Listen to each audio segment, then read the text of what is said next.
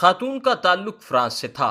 France में तालीम हासिल की, फ्रांस में ही जवान हुई और फ्रांस ही में शादी हुई। खामद गुजरावाला का रिहायशी था लेकिन पेरिस में रहता था। खातून का मायका लाहौर में था। मायके और ससुराल के ताल्लुकात ठीक नहीं थे। खामद खातून को मायके जाने से रोकता रहता था। घर गुजरावाला में था, ये गुजरावाला ही में रहती थीं। पढ़ी लिखी, बाएतमाद और समझदार थीं। ये 8 सितंबर को शॉपिंग के लिए लाहौर गईं। तीनों बच्चे भी इनके साथ थे। शॉपिंग के बाद वालिदा के घर चली गईं। रात का खाना खाया, बच्चों को नींद आ गई तो इसने गुजरावाला वापस जाने का फैसला कर लिया। वालिदा रोकती रह गई लेकिन उसका ख्याल था कि खामद को पता चल गया तो वो नाराज हो जाएगा। लाहौर से गुजरावाला का फासला सिर्फ 40 मिनट का था। ये अक्सर आती जाती रहती थी, लिहाजा परेशानी की कोई बात नहीं थी। ये रात 12:30 बजे लाहौर से निकली, महमूद बूटी से मोटरवे पर आई और गुजरावाला की तरफ ड्राइव करने लगी। ये रात 1:05 पर ईस्टर्न बाईपास से लाहौर सियालकोट मोटरवे पर आईं। ये जूं ही लिंक रोड पर पहुंची, उनकी गाड़ी का पेट्रोल खत्म हो गया। सड़क पर अंधेरा था। ये खौफजदा हो गईं। बच्चे पिछली सीटों पर सोए हुए थे। उसने फौरन अपने खालाजाद भाई सरदार शहजाद को फ़ोन किया। उसने इसे मशवरा दिया कि तुम 130 डायल करके मोटरवे पुलिस को इत्तला दो, मैं भी आ रहा हूं। उसने अपने दोस्त जुनेद को साथ लिया और ये गुजरावाला से रवाना हो गया। खातून ने हेल्पलाइन पर मोटरवे पुलिस को फ़ोन कर दिया। उसे बताया गया कि आप M11 की लिंक रोड पर हैं और ये मोटरवे पुलिस की हद में नहीं आती। ताहम मोटरवे पुलिस ने खातून को एक मुकामी नंबर दे दिया। खातून ने इस नंबर पर राबता किया और बताया कि मैं अकेली हूँ, मेरे साथ बच्चे हैं और मैं इस वक्त लिंक रोड पर फंस चुकी हूँ। इसे बताया गया कि आप फिक्र न करें, हम कुछ करते हैं। मैं बात आगे बढ़ाने से पहले आपको ये बताता चलूं कि लाहौर सियालकोट मोटरवे मार्च 2020 में मुकम्मल हुई थी। पंजाब हुकूमत ने इसकी निगरानी के लिए स्पेशल फोर्स बनाई थी और ये फोर्स पंजाब पुलिस या मोटरवे पुलिस की बजाय कमिश्नर लाहौर के मातहत थी, मगर ये भी मुकम्मल तौर पर एक्टिव नहीं थी। चुनाचे लाहौर सियालकोट मोटरवे और इसकी लिंक 4 किलोमीटर का टुकड़ा अमूमन किसी के कंट्रोल में नहीं था।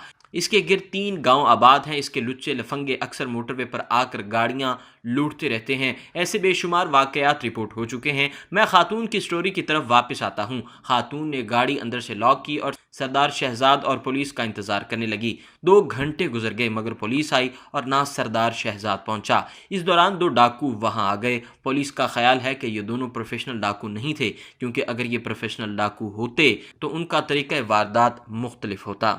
ये करीबी देहात के मामूली वारदातिये हैं। ये थोड़ी देर गाड़ी को वॉच करते रहे। जब 2 घंटे तक कोई शख्स गाड़ी के करीब नहीं आया तो फिर उन्होंने इसे लूटने का फैसला कर लिया। एक डाकू के हाथ में डांग थी जबकि दूसरे के पास पिस्टल था। ये गाड़ी के करीब पहुंचे और पिस्टल दिखाकर खातून को दरवाज़ा खोलने का इशारा किया। खातून ने इनकार कर दिया। ये धमकियां देने लगे लेकिन खातून ने दरवाज़ा ना खोला। ये मुश्तिल हो गए और डंडा मार कर शीशा तोड़ दिया। बच्चों ने रोना शुरू कर दिया। खातून डर कर सड़क की तरफ दौड़ पड़ी। एक डाकू इसके पीछे दौड़ा। उस दौरान वहां से एक गाड़ी गुजरी। गाड़ी के ड्राइवर ने खातून को देख लिया मगर उसकी स्पीड ज्यादा थी। ताहम गाड़ी में सवार खालिद मसूद के जहन में खटका और आया कि उसने 15 पर पुलिस को इत्तला दे दी। इस दौरान दूसरे डाकू ने खातून का 2 साल का बच्चा उठाया और इसे लेकर जंगल की तरफ दौड़ पड़ा। खातून बच्चे को बचाने के लिए गाड़ी की तरफ वापस आ गई। दूसरे डाकू ने इसके दूसरे बच्चे को भी गाड़ी से खींचकर बाहर निकाल लिया। माँ बच्चों को बचाने के लिए उनके साथ उलझ पड़ी। वो बार बार बच्चों को कलमा पढ़ने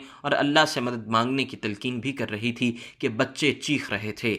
खातून डाकुओं की मिन्नतें भी कर रही थी, लेकिन दुनिया में इंसान से बड़ा दरिंदा कोई नहीं होता। ये जब जानवर बनता है तो ये जानवरों को भी शर्मिंदा कर देता है। ये भी दरिंदे थे। ये चारों को धकेल कर सड़क से नीचे खाई में ले गए। आगे जंगल था। एक डाकू ने 3 बच्चों को साइड पर फेंका और इनके सर पर पिस्टल रख दिया। बच्चे सिसक रहे थे जबकि दूसरे डाकू ने खातून को बेबस करना शुरू कर दिया। वो इससे लड़ती रही। इसी दौरान पहले डाकू ने बच्चों को मारना शुरू कर दिया। वो माँ थी, चुनाचे वो बच्चों की सलामती के लिए ढीली पड़ गई। दूसरा डाकू आगे बढ़ा और पहले बच्चों के सर पर खड़ा हो गया। दोनों डाकुओं को कोई जल्दी, कोई परेशानी नहीं थी। दोनों ने इसके बाद गाड़ी से खातून के जेवर, नकदी और ATM कार्ड लिए और इससे कहा कि खामोश होकर यहाँ बैठी रहो, अगर तुम सड़क पर गई तो तुम चारों को गोली मार देंगे। इस दौरान दूर से मोटरसाइकिल की आवाज़ आई। वो दोनों उठे और अंधेरे में गुम हो गए। थोड़ी देर में 2 मोटरसाइकिल गाड़ी के करीब पहुंच गए। ये डॉल्फिन फोर्स के 4 एहलकार थे। वो गाड़ी के करीब उतरे। गाड़ी का शीशा टूटा हुआ था, दरवाजे पर खून का निशान था और नीचे खाई की तरफ बच्चे का छोटा सा जूता पड़ा हुआ था। वो चारों जवान डर गए और उन्होंने ज़ोर ज़ोर से कौन है की आवाज़ें लगाना शुरू कर दी। जंगल से कोई आवाज़ ना आई। डॉल्फिन फोर्स के एक जवान ने 2 हवाई फायर किए। वो खाई में उतर गया। खाई 15 फीट गहरी थी और इसमें अंधेरा भी था। जवान आवाज़ें लगाता हुआ आगे बढ़ता गया। आगे खेत शुरू हो गया। इसे अचानक टॉर्च की रोशनी में ज़मीन पर कोई चीज दिखाई दी। इसने झुक कर देखा तो ये बच्चे का दूसरा जूता था। वो आगे बढ़ने लगा। इसी दौरान इसे किसी औरत की डरी सहमी आवाज आई, अल्लाह का वास्ता है हमें कत्ल ना करो, हम किसी को कुछ नहीं बताएंगे। वो आवाज की तरफ दौड़ा, फिर सामने का मंजर देखकर दहल गया। सामने खेत के किनारे एक तरफ खौफजदा औरत बैठी थी। इसके कपड़े फटे हुए थे, जिस्म पर खराशें थीं और 3 खौफजदा बच्चे उसके साथ लिपटे हुए थे।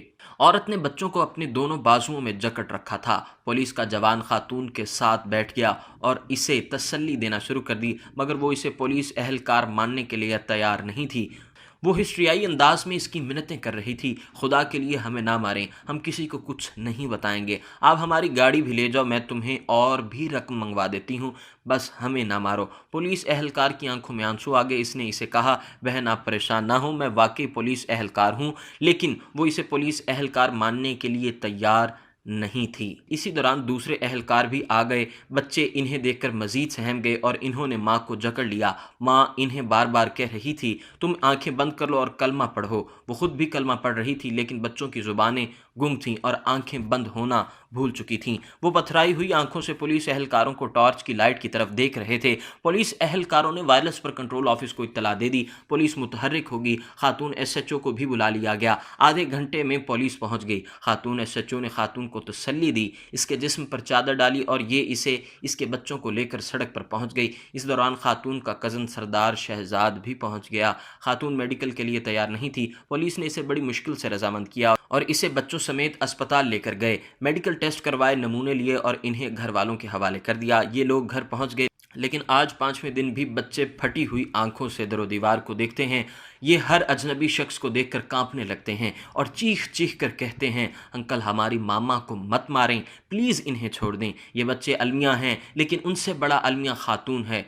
ये सारा दिन बाथरूम में गुजार देती हैं। ये अब तक अपने जिस्म पर हज़ारों टन पानी बहा चुकी हैं, लेकिन इसके जिस्म से इस निज़ाम, इस मुआशरे की घिन नहीं उतर रही।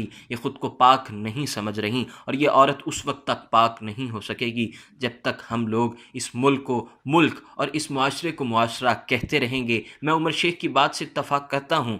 असल ज़िम्मेदार ये औरत है क्यों? क्योंकि ये हमें इंसान और कब्र फरोशों की इस बस्ती को मुआशरा समझ बैठी थीं। ये बड़ी बेवकूफ़ थीं। ये समझ रही थीं कि इस्लामी जमहूरिया पाकिस्तान में भी इंसान बसते हैं और ये इंसान औरतों को औरत नहीं, माँ, बहन और बेटी समझते हैं। ये समझ रही थी कि इस मुल्क में लॉ भी है और ऑर्डर भी। चुनाचे ये उठीं, बच्चों को लिया और रात के वक्त लाहौर से गुजरावाला रवाना हो गईं और ये भूल गईं कि ये रियासत बेशक मदीना की रियासत है, लेकिन इसमें हज़रत उमर फारूक नहीं है। यहाँ औरत तो औरत, बच्चे भी महफूज नहीं हैं। ये औरत कितनी बेवकूफ़ थी। ये दरिंदों के इस गार को मुआशरा समझ बैठी थी। अगर आपने अभी तक हमारा चैनल सब्सक्राइब नहीं किया तो अभी सब्सक्राइब करें और बेल आइकॉन को क्लिक करके हमारी लेटेस्ट वीडियोस के बारे में अपडेट जानें।